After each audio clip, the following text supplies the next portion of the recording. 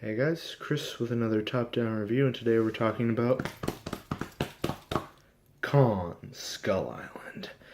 So, Kong Skull Island is the kind of reboot of the King Kong series in this, I guess, second chapter of this monster series that they're setting up between King Kong and Godzilla. And what they do is they hit the gas and they do not stop, not one bit.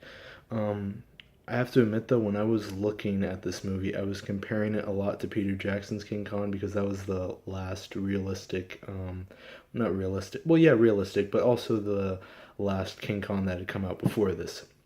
So, kind of like how his movie was sort of like a little bit of a slow burn, but still had nice action sequences. This had that, but without minus the slow burn. I mean, it's basically sort of like a little exposition at the beginning between World War II, Lieutenant Marlowe, and then flash to present day 1973, and then boom, we're on the island. We recruited a couple people beforehand, and now we're on the island.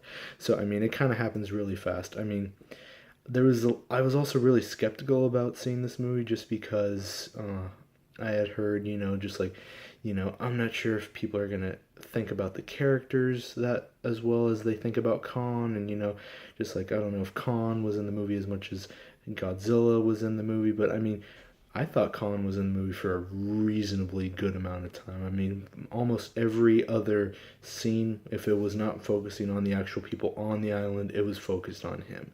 Maybe it was just him walking around, maybe it was him fighting something, but I mean, I thought there was a good amount of Khan in this movie, more so than there was in the Godzilla solo movie, I think. Because in the Godzilla solo movie, I mean, Godzilla basically, like, fought stuff, but he would fight stuff, and then they'd be like, nope, we're going to focus on the people who are watching this from the sidelines or whatever. I'm just like, okay, yeah, sure, whatever. But, yeah, I actually really enjoyed this movie. I thought it was really good. It does a good job of setting up that universe between Kong and Godzilla towards the end. And it does a really good job with its cast. I mean, Sam Jackson kills it. Tom Hiddleston kills it. Brie Larson, she was kind of just there as like Khan's love interest, and maybe Tom Hiddleston's love interest. But I like it how they keep it professional. I mean, I like it when movies do that because just like you have a love interest that could be a potential love interest. You could have these two characters fall in love, but they keep it professional without actually showing any expression of love, which I like that. I like that the movie did that. Toby Kebbell was good. I like it. I love the line he says in the trailer, and then he also says in the movie, just like, is that a monkey? And he just like takes a monkey to know a monkey because Toby Kebbell played Koba in the Planet of the Apes movie, and the guy who did the voice, not the voice, but the motion capture for Khan was also in Planet of the Apes with Toby Kebbell. So I thought that was like a really nice thing that he gets to say that line, but he ends up dying anyway.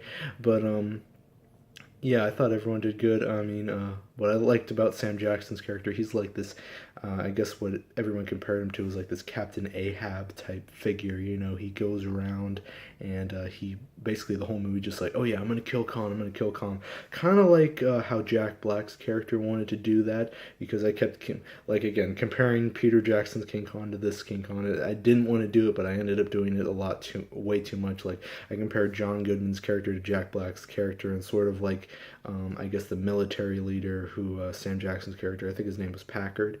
I compared him to like Thomas Baron Strucker in Avengers, dude. I kept comparing him to him. He was like the animal trapper, but then Packard was like the military guy, and the one John Goodman was like the conspiracy theorist guy, and then Jack Black was also kind of like the conspiracy theorist guy, but he was just trying to make a movie. But I think the main difference between the one is that just like that King Kong, Peter Jackson's was striving to be more of an actual remake of the original King Kong, which for what it did good. It's just I thought it was way too much of a slow burn, especially with all that exposition. Because if this King Kong movie proves anything, it's just like you don't need a massive amount of exposition to get us interested in the character. You can introduce all these characters beforehand and then basically build on that own character development once we're on the island. The only thing is, I mean, the way that Peter Jackson's King Kong did it, I guess, is that you got a little bit more of that exposition. Maybe it was just a little bit too much that we didn't need, whereas this one, you had it, but you didn't really need it or require it. Like, you could care about these characters, but then in a way, it felt like some of them died off way too quickly. Like, when John Goodman's character died, I was just like, okay, what the. I mean, I wasn't seeing it coming, but, it was just it felt like it was a little off-putting to me anyway. But as far as the movie goes, I have to give it a solid 9 out of 10. It was great. I loved it. I definitely recommend you guys watch it.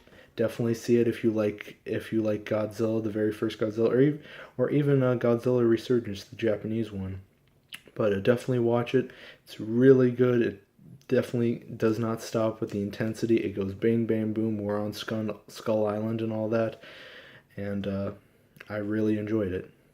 So let me know what you guys thought about Kong Skull Island. Let me know whose team you're on, since we're veering towards Godzilla vs. Kong only after this second Godzilla film that they're making, Godzilla King of Monsters.